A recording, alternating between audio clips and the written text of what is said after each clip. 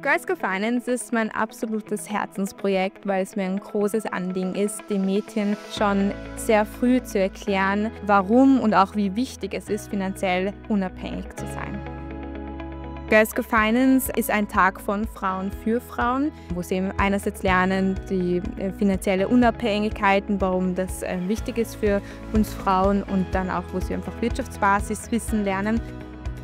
Es gibt Musik, es gibt ein Finanzglücksradspiel, wo die Mädchen tolle Sachen gewinnen können. Es gibt eine Fotobox, also ist auch neben den ganzen schulischen ist auch ganz viel Spaß dabei. Mein Highlight ist zu sehen, wie sich die Mädchen über den ganzen Tag hinweg entwickeln.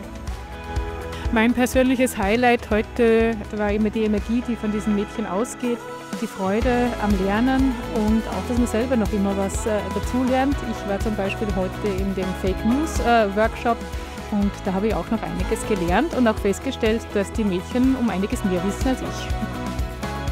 Es geht um finanzielle Unabhängigkeit von Mädchen. Wir wollen Mädchen stärken, dass sie ein unabhängiges und souveränes Leben leben können. Und dazu ist natürlich finanzielle Unabhängigkeit hochrelevant und dazu gehört natürlich auch Finanzkompetenz.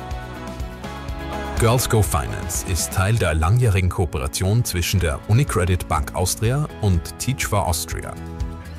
Die rund 250 Schülerinnen, die heute dabei sind, besuchen Schulen, an denen Fellows von Teach for Austria unterrichten.